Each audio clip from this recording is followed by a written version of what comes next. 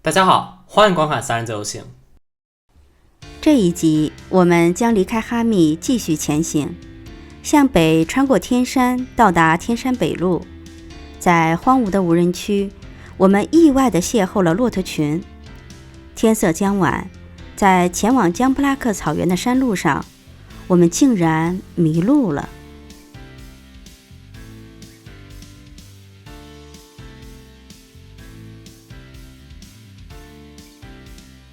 也就是9月17号，我们离开哈密继续前行。先是到了哈密魔鬼城游玩，之后从柳树泉立交上高速，在红山口进入省道 S238， 穿过天山山脉到北路，最后到达江布拉克，时间大概7个半小时，行程480公里。离开了哈密魔鬼城，往京新高速的方向走，路上经过了一个小镇子，路修得很不错，就是限速有点太低了，并且探头很密，需要大家慢慢的经过。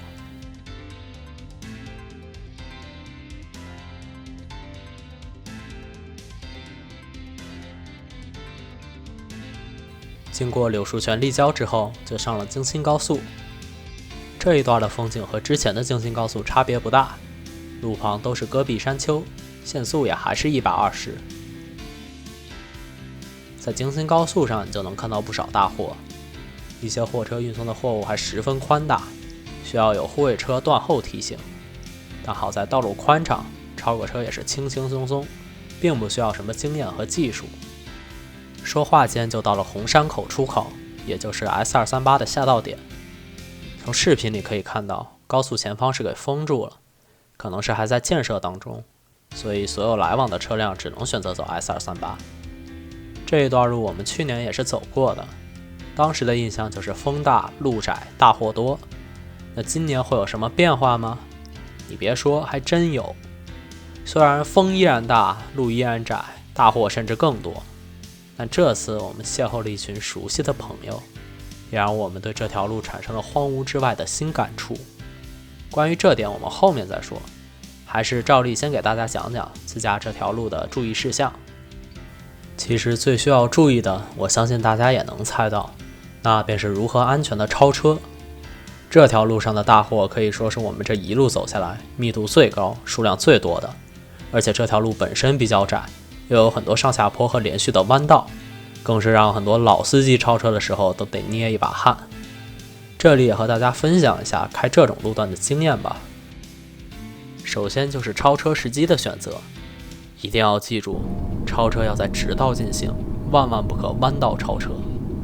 超车之前要先看一下对向车道车辆的位置，同时要根据自己车辆的加速性能来判断所需的超车距离。如果加速性能不是太好的话，就尽量不要在上坡路段超车。接着就是准备借道开始超车，注意要多多鸣笛提醒前车，不用担心会吵着谁，鸣笛是为了大家的安全。随后开始加速，这时候要注意超车时候的速度，别想着大力出奇迹，一脚油门干到底。比如限速60的话，超车的时候顶到80就行，再高的话遇上突发状况就处理不过来了。特别是这段路横风也大，超车的时候既要顾前后也要顾左右，所以一定要掌握好超车的速度。超轨之后不要想着就万事大吉成功胜利了，此时一定要快速回到原本的车道，并缓慢的减速，别一脚刹车直接踩回限速。这对于超过去的大货来说很重要，因为人家刹不住啊。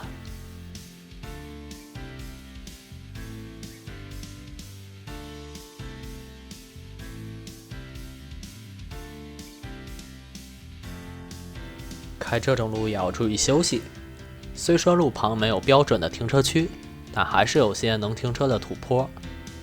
还记得刚才提到的我们邂逅了一群熟悉的朋友吗？没错，正是这群野骆驼。明明我们没有见过，为什么却说是熟悉的朋友呢？不知道大家还记不记得，在之前的一期视频里，我们在京新高速旁也拍到过野骆驼，但当时只能深情遥望，而这次却可望又可及。想说的是，这里的骆驼似乎并不怕人，就算你在他面前跳极了净土，我觉得他也只会一边继续不紧不慢地咀嚼着戈壁里珍贵的小草，一边默默看你的表演。可能是见惯了道路上川流不息的钢铁巨兽，而且人类也没伤害过他们，所以对他们来说，我们可能就像落在他背上的小鸟一样，天然无害。这种人与自然和谐相处的情境，或许也只能在这种人烟稀少的地方邂逅了。不过，这次我们看到的骆驼身上毛色干净，应该是牧民放牧的骆驼。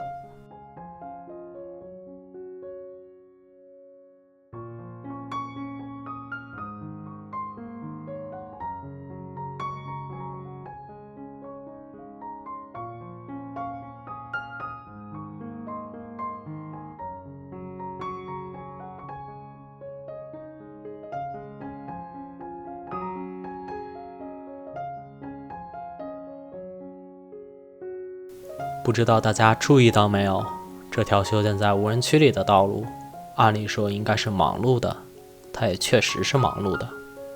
但我们所在的这片停车区附近，却有着各种垃圾：水瓶子、塑料袋、食品包装、易拉罐，甚至还有废弃的汽车零部件。这条道路注定不会有人来打扫，能带走我们所制造的垃圾的，可能只有这呼啸凛冽的寒风，以及野生动物们将其误食后的哭泣了。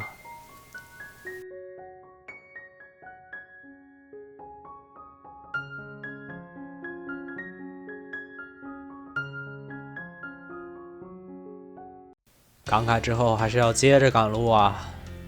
后面的路况和先前并无两样，只不过有正在施工的道路需要下道走一段土路，好在也不是很长。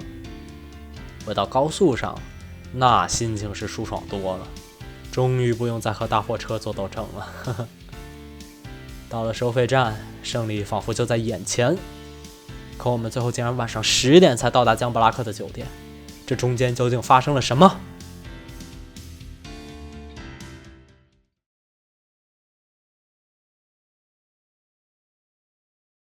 随着科技的发展，现在自驾游出行，我相信很多朋友可能都依赖于手机导航了。我们的手机上用的是某导航，汽车自带的则是另一个。一路上功劳最大的，除了我们的领克，也就是这俩导航了。下午5点多，我们下了高速，此时手机导航就显示只需要1个小时就能到达目的地了。路两旁绿意葱茏的美景开始闪现，想着还有1个小时就能到酒店好好休息了，大家不禁都沉醉在美景之中。在视频里可以看到，路右侧有个指示牌，提示右转前往江布拉克景区。不过不怕，我们有导航带路，高傲的无视掉路牌就完事儿了。殊不知一出悲剧就此上演，而演员就是我们一车4人。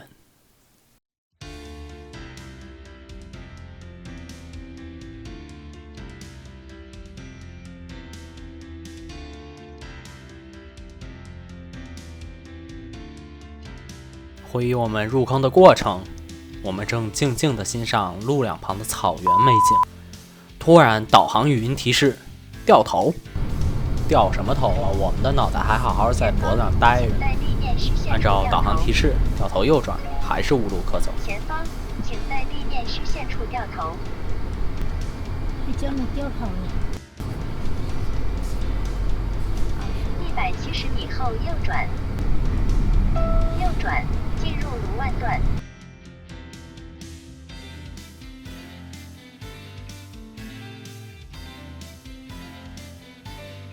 找了2个哈萨克牧民问了下路，人家说前面这路正在修，连拖拉机都走不了。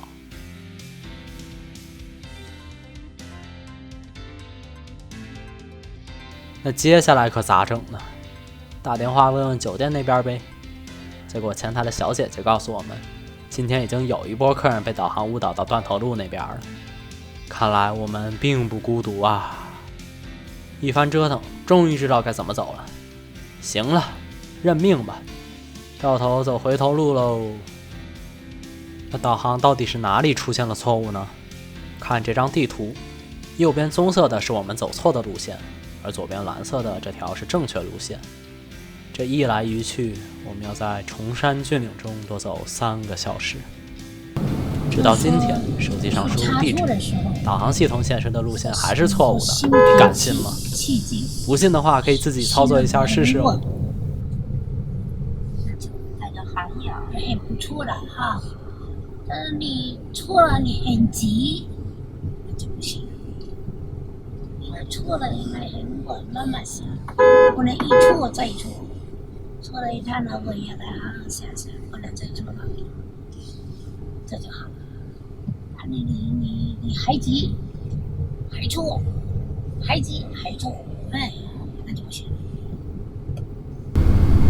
即将右转，右转。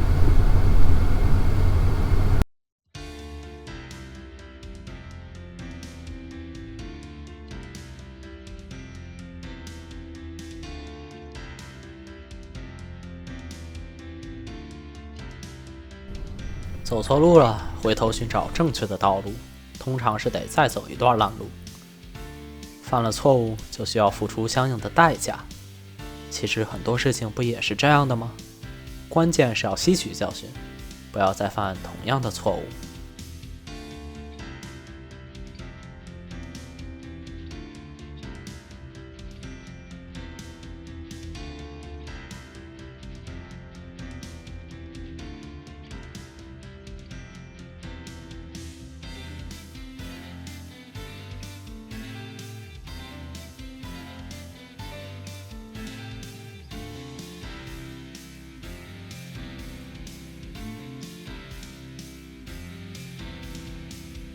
自此之后，我们痛定思痛，给大家总结了一下使用导航的3大绝招：一、去往景区，优先设定游客服务中心或售票处为目的地；二、新修的道路，导航可能更新不及时，会导向破旧的老路，这时要多观察，选择路面新旧程度一致的道路；三、在重要岔口怀疑导航是否正确时，可以找不碍事的地方停车，等待过路车辆，在路边招呼询问。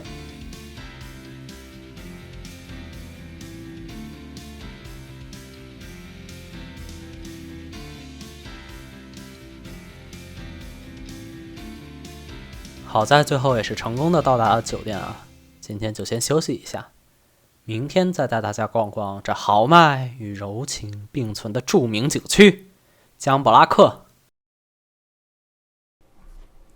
喜欢我们视频的朋友，请关注、订阅、留言、转发，支持我们呀！